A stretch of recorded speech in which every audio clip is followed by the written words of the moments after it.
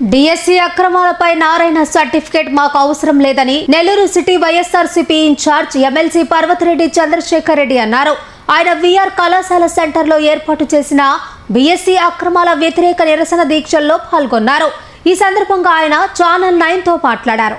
పర్వతిరెడ్డి చంద్రశేఖర్ రెడ్డితో మా ఛానల్ 9 ప్రతినిధి జయరాజ్ ఫేస్ టు ఫేస్. రాష్ట్రంలో డిఎస్సి అవినీతి అక్రమాలపై మొట్టమొదట ప్రశ్నించింది ఎమ్మెల్సీ చంద్రశేఖర్ రెడ్డి. అది రాష్ట్రంలో జగత్ విదితమైన సత్యం. ఈ నేపథ్యంలో రాష్ట్ర వ్యాప్తంగా ఎమ్మెల్సీ చంద్రశేఖర్ రెడ్డి ఈ ప్రశ్నించడం వల్ల, అదే శాసన మండలిలో దీన్ని నిగ్గు తేల్చాలని కోరడం వల్ల రాష్ట్ర వ్యాప్తంగా ఇది ఉద్యమానికి రూపుదిద్దుకుంది. ఈ ఉద్యమం ఆయన ఆధ్వర్యంలో నెల్లూరులో చాలా ఘనంగా జరుగుతుంది. ఎక్కువ మంది హాజరవుతున్నారు.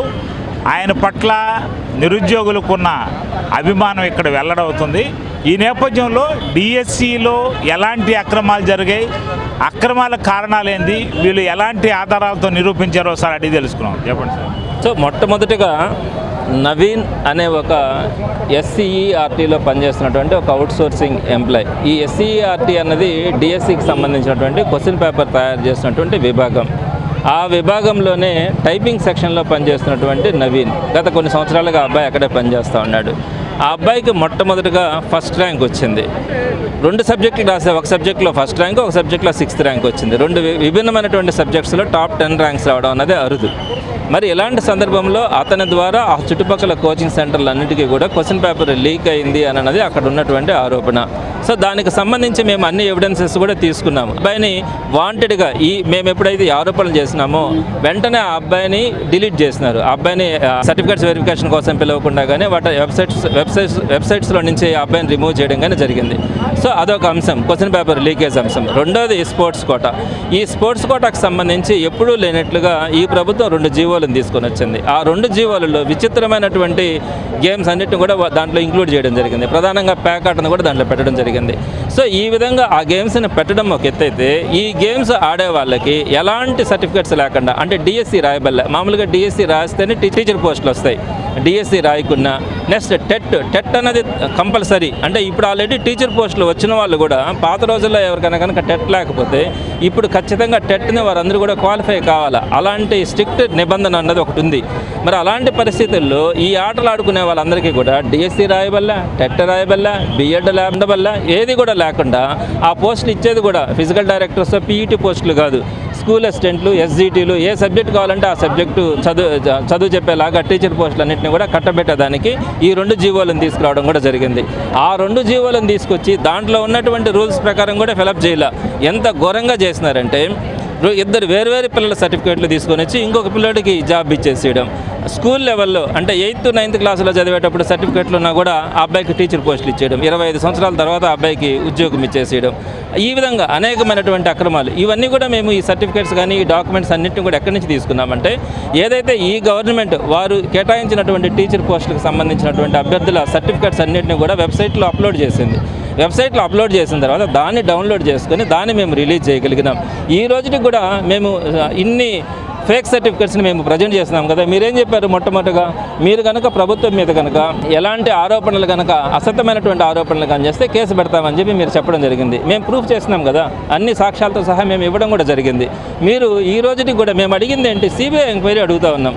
గతంలో రాజశేఖర రెడ్డి గారి గవర్నమెంట్లో కానీ, జగన్మోహన్ రెడ్డి గారి గవర్నమెంట్లో కానీ, జగన్మోహన్ రెడ్డి గారి గవర్నమెంట్లో కూడా మన కోర్టులో ఆయన సహచార మంత్రికి సంబంధించి మన కోర్టులో కొన్ని పేపర్లు మిస్ అయినాయని చెప్పి ఒక ఆరోపణ వస్తే సిబిఐ ఎంక్వైరీ వేయించారు. అలానే రాజశేఖర రెడ్డి గారు కూడా వోక్స్ వ్యాగన్ అనే ఒక చిన్న ఆరోపణ రాగానే వెంటనే సిబిఐ ఎంక్వైరీ వేయించారు. పరిటాల రవి గారి హత్యకు సంబంధించి కూడా సిబిఐ ఎంక్వైరీ వేయించారు. అలాంటి ఆరోపణలు వచ్చినప్పుడల్లా ఆ ప్రభుత్వాల్లో సిబిఐ ఎంక్వైరీ వేస్తే ఈరోజు ఇన్ని లక్షల మంది రోడ్డు మీదకి వచ్చి మేము దీని మీద సాక్ష్యాలతో సహా చూపిస్తుంటే మీరు ఎందుకు సిబిఐ ఎంక్వైరీ వేయడం లేదు అన్నది మా ప్రధానమైనటువంటి డిమాండ్.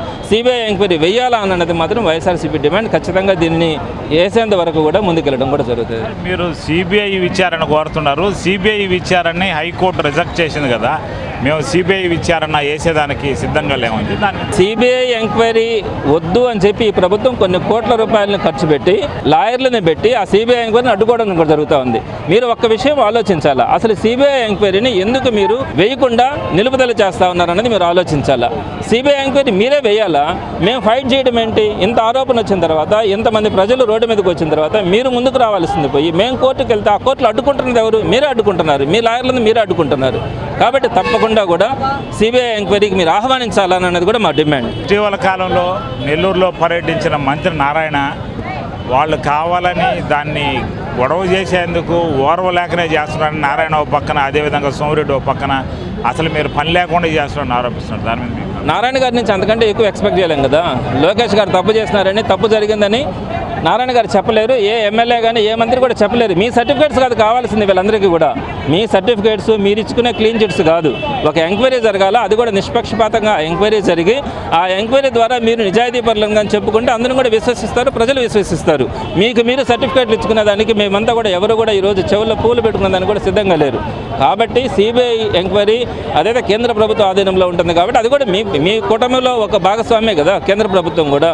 సో ఆ సిబిఐ ఎంక్వైరీ కావాలన్నది లేదా జ్యుడిషియల్ ఎంక్వైరీ కావాలన్నది వైఎస్ఆర్సీపీ డిమాండ్. అంతేగా నారాయణ గారి క్లీన్ చిట్ మాత్రం ఎవరికి అవసరం లేదు ఈరోజు ఇక్కడ.